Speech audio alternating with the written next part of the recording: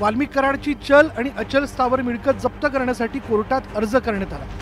त्यावर वाल्मिक कराडकडून कोणताही खुलासा दाखल करण्यात आला नाही। त्यावर कोर्टाच्या कार्यवाहीप्रमाणे सुनावणी होणार आहे। त्यामुळे कोर्ट काय आदेश देतं याकडे सर्वांचं लक्ष लागलं।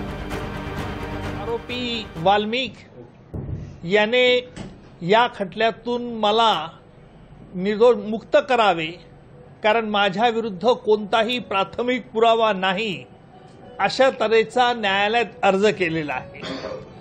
या अर्जावरती न्यायालयाने सीआयडीचं म्हणणं मागितलेलं आहे, जे सीआयडीचं म्हणणं येत्या 24 तारखेला न्यायालयात हजर केलं जाईल। वाल्मिक कराडची नेमकी संपत्ती किती आहे ते आता पाहूया।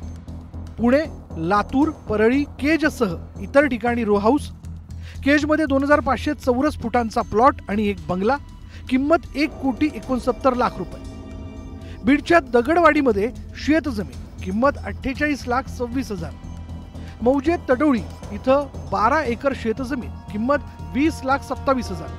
परळी रोडवर आंबेजोगाई इथं 380 चौरस मीटर बांधकाम, आंबेजोगाईमध्येच 419 चौरस मीटर बांधकाम।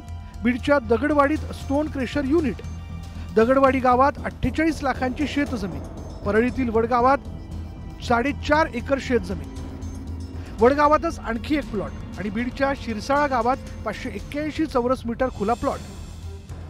अशी प्रचंड माया कराडनं जमवली, तर सरपंच संतोष देशमुख हत्या आणि खंडणीच्या गुन्ह्यात संबंध नसल्याचा दावा वाल्मिक कराडनं कोर्टात केला असून सुटकेसाठी अर्ज करण्यात आला।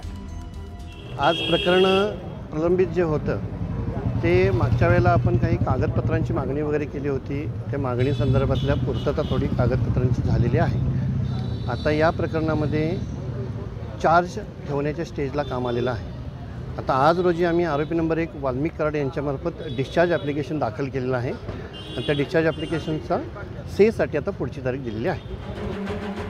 सरपंच संतोष देशमुख यांचे भाऊ धनंजय देशमुख यांनी आरोपींच्या चेहऱ्यावर कोणतीही भीती दिसत नाही, यावरून त्यांना जेलमध्ये कशी वागणूक मिळते हे स्पष्ट होतं असा आरोप केला। आता देखील जे काही घटना घडलेल्या आहेत त्या तुम्ही बघितलेल्या आहेत, परंतु हे चाललंय काय याचं उत्तर खरं तर आमच्याकडे नाही। आम्ही उत्तर विचारण्याचा प्रयत्न करू, हे तेच उद्देश आहे की काही प्लॅनिंग करायचं असेल परत पुढचं हे असं असू शकतं।